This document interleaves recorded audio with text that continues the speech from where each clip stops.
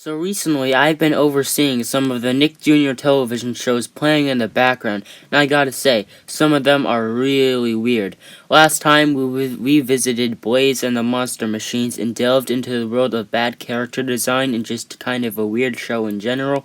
However, I don't really hate Blaze. It's fine, and at least it's educational. I can bear it by the least. But Paw Patrol, however, is just actually a much more horrible show in my opinion, and you can't even compare it to Blaze for a number of reasons. Also, as a disclaimer, this analysis is just my opinion, so don't get your Babu Frick in a twist if you like the show. If you like the show, that's fine, but it doesn't mean that I have to, so get prepared to enter the world of Paw Patrol. Paw Patrol will be there on the double whenever there's a problem. Round Adventure Bay, Ryder and his team of pups will come and save the day. Marshall, Rubble, Chase, Rocky, Zuma, Sky, yeah, they're on the way. Paw Patrol, it's fair to say, is the most popular show on Nick Jr. That might be part of the reason why I hate it. It's about this kid Ryder and his team of puppies that are like the law enforcement in this world for some reason, and they can also talk. Anyways, the team solve problems around the town, and yada yada yada, you don't really need to hear about that. The show is annoying, especially because it has such a catchy theme song to it, so it can infiltrate the minds of fragile children so they eventually end up asking their parents for Paw Patrol merch in an endless cycle of commercialism to feed off the easy consumer that is children. Never mind that last part, I just got carried away. What was I talking about? Oh yeah, Paw Patrol. Anyways, in the show, the puppies' names are Chase, Sky, Rubble, Zuma, Rocky, and Marshall. But for some reason, the two pups, Zuma and Rocky, are like the least important. The show never says it, but you know it. Like, look in this poster. These two are at the bottom of it. There's also a few other dogs, like Robo Dog and this dog Everest, who lives in the mountains with this guy Jake. Now, of course, like a lot of the other shows I've mentioned, this show uses the same format over and over again. In this show, it's that some idiot gets into trouble and they're like, oh, I know what to do, I'll call the Paw Patrol. Then they call Ryder and the Paw Patrol comes down to help them. I better call the Paw Patrol. Now, I'm not mocking the repetitiveness in kids' TV shows, because I understand that they really can't help it, and sometimes it's good, but in this case it becomes mind-numbing to watch more than one episode at a time.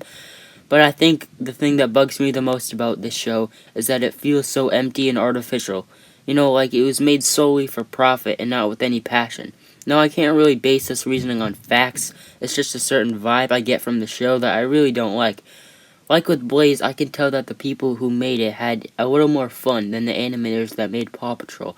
And even if an animator was enthusiastic towards the show, there's probably some corporate figurehead that's directing it and just wants money.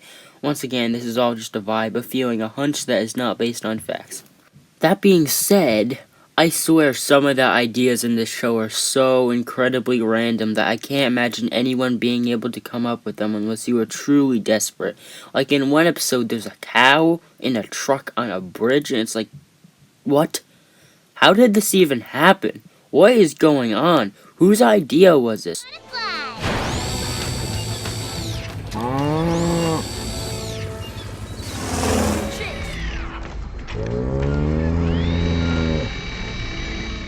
And alright, maybe that's not the best example. There's another episode where, listen now, this guy is delivering pickle jars around town to people, but the road is bumpy, so the pickles in the van he's driving get all fizzy. So when he delivers the pickles, they explode out of the jars and start causing all these problems around town. And then the fizzy pickles in the jar explode and the van goes off a cliff. I mean, really, is this really the best they could come up with? They must have really hit a dead end to actually have everyone agree in the boardroom that this was a good idea. I mean, really, fizzy pickles, are you kidding me? Another thing is that the show claims to be educational, but they claim it teaches kids social skills, teamwork, and stuff like that, which is a load of bull. They're just saying that as an excuse, I think, and if Paw Patrol does teach kids anything, it's minimal. I mean, they'll probably just want to maximize profit instead of helping kids, I mean, I don't know, it's kind of just a theory. No, never mind that, I'm probably just nitpicking again. So, anyways, in the show, another thing I have to point out is there's this really dumb character called Mayor Humdinger, which is confusing, because there's also Mayor Goodway. So is there, like, two different mayors in this town or what? So Mayor Humdinger is this weird middle-aged man that kind of looks like James Corden, and he's always plotting to attack the pups or do evil stuff. I don't know his motives. They're not really explained as far as I know. And his voice is so funny sounding too. At least I'll give props to the voice actor for that. That fellow isn't nearly as talented as I am. Right, kiddies? Anyone could play beautiful music if they had a guitar like that. Anyways, Mayor Humdinger also has an army of kitties for some reason, which are like the pups' evil counterparts, like Superman Bizarro. Hey, what are you doing? Don't you want to hear my marvelous music? Come back here with that guitar! There he is!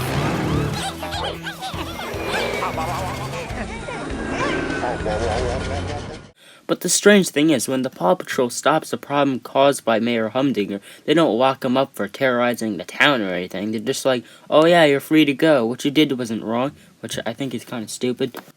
Overall, Paw Patrol is a bad show, and it certainly cannot compare to the cartoons of the past.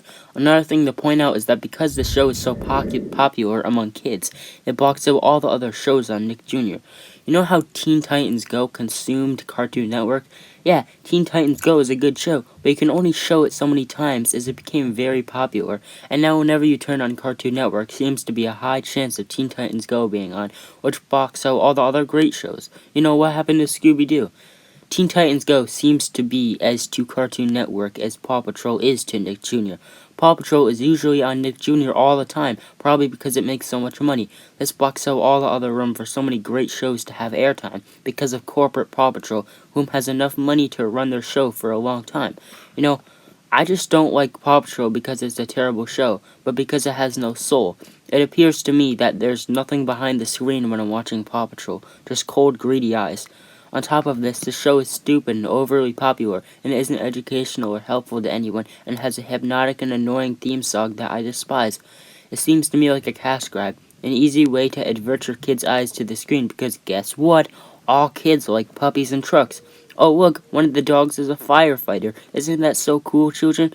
No, it's a mindless show and a clear example of how the integrity and value of kids' entertainment is degrading as time goes on, which with shows like Ryan's Toys Review, replacing classics like Mickey Mouse in order to make money. You see, it's all about that green nowadays. That's what everyone cares about. Overall, once again, Paw Patrol is a bad show. I reaffirm myself, a show in which no one will remember in 20 years as nostalgic, because it's pure mindless entertainment. I rate the show 0 out of 10. Change my mind.